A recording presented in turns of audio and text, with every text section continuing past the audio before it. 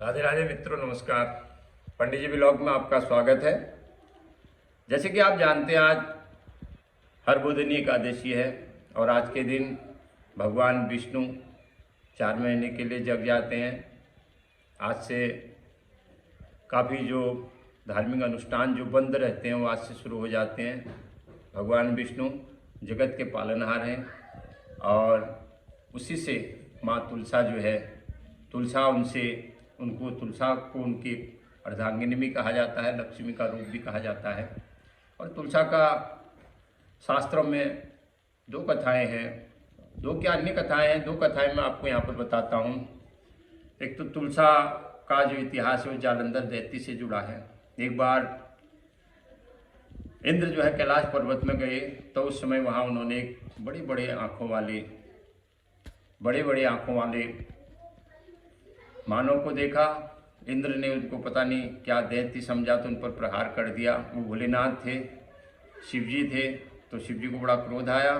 तब उन्होंने इंद्र को अपनी शक्ति से जलाना शुरू कर दिया और जब इंद्र जलने लग गए, चारों लोकों में त्राही त्राही मच गई। तो उस समय सारे देवता भगवान शिव की स्तुति करने लग गए और उसी समय देव बृहस्पति ने भगवान शिव की स्तुति की और देव बृहस्पति की स्तुति से भगवान शिव ने कहा, अब तो ये जो मेरे सिर में अग्नि जल रही है इसका मैं क्या करूं। तब सबने विचार विमर्श किया तो शिव जी ने अपनी अग्नि को हाथ से पकड़ के समुद्र के बीच में डाल दिया, संगम में डाल दिया। तो संगम में उस अग्नि से एक युवक बालक उत्पन्न हुआ और वो बालक तीनों लोकों में बड़ा तेज था। तब उस समय सब देवताओं ने सबने मिलकर उस बालक का नामकरण संस्कार के लिए ब्रह्मा जी को बुलाया। तब ब्रह्मा जी ने जैसे उसको गोदी में लिया तो उस बालक ने ब्रह्मा जी की दाढ़ी हिला दी। तो उस समय ब्रह्मा जी के नेत्रों से आंसू निकल आए। तब ब्रह्मा जी ने कहा कि इसने मेरे नेत्रों से जल निकाल दिया, आज से इसका नाम जलंधर है। तो जलंधर एक बहुत बड़ा दानव बना। उसने तीनों लोकों में त्राही त्राही मचा दी, देवताओं को परास्त कर दिया। उसको कोई युद्ध में परास्त नहीं कर सका, न इंद्र, न ब्रह्मा, न विष्णु और न शिव। शिव के ही अग्नि से, क्रोधाग्नि से उत्पन्न था, इसलिए उसको कोई परास्त नहीं कर सका। तो उसी समय उसका एक कारण और भी था कि उसकी पत्नी का नाम वृंदा था। वृंदा जो थी बहुत पतिव्रता स्त्री थी, तो उस पतिव्रता स्त्री के कारण उसको कोई पराजित नहीं कर सकता था। तब शिव ने विष्णु की आपस में चर्चा हुई तो उन्होंने कहा, ये तो बहुत, इसका जो पत्नी है वृंदा बहुत बड़ी पतिव्रता है, इसके कारण इसको कोई नहीं मार सकता है। तब भगवान विष्णु ने जालंधर रूप में रख के, जालंधर रूप का धारण करके वो वृंदा के पास गए और वृंदा के पास जाने से उसका जो है पतिव्रत धर्म खंडित हो गया और उधर शिव ने जालंधर दैत्य को मार दिया। तब उस समय वृंदा ने भगवान विष्णु को श्राप दिया था कि जाओ, अब तुम जब अवतार लोगे तो तुम्हें पत्नी का विरह होगा। तो राम रूप में अवतार में ऐसा होता है। तब फिर वृंदा को याद आई, यहाँ तो भगवान है। तब भगवान विष्णु ने वृंदा से कहा, तुम चिंता मत करो, आज से तुम मेरे नाम से पूजी जाओगी, लक्ष्मी का स्थान तुम्हें मिलेगा। एक वृंदा की कहानी है। एक दूसरी वृंदा, एक तुलसा की कहानी है। तुलसा जो है शंखचूड़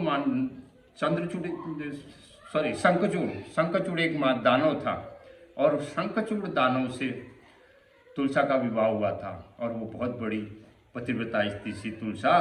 तो तुलसा का भी भगवान विष्णु ने जो है व्रत खंडित किया, क्योंकि पतिव्रता स्त्रियों में इतनी ताकत है, उसको कोई परास्त नहीं कर सकता है। तब उस पतिव्रता के कारण शंखचूड़ को कोई परास्त नहीं कर सका। तो तब विष्णु भगवान ने शंखचूड़ का रूप धारण करके तुलसा के घर में शंखचूड़ के रूप में रहे, तो उसका पतिव्रत धर्म जो है खंडित हुआ और उधर जो है शंखचूड़ को मार दिया गया, उसका वध हो गया।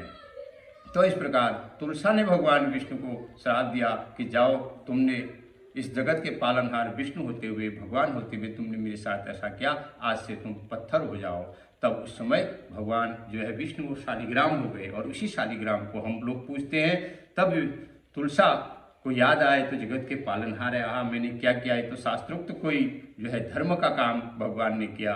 तो उस समय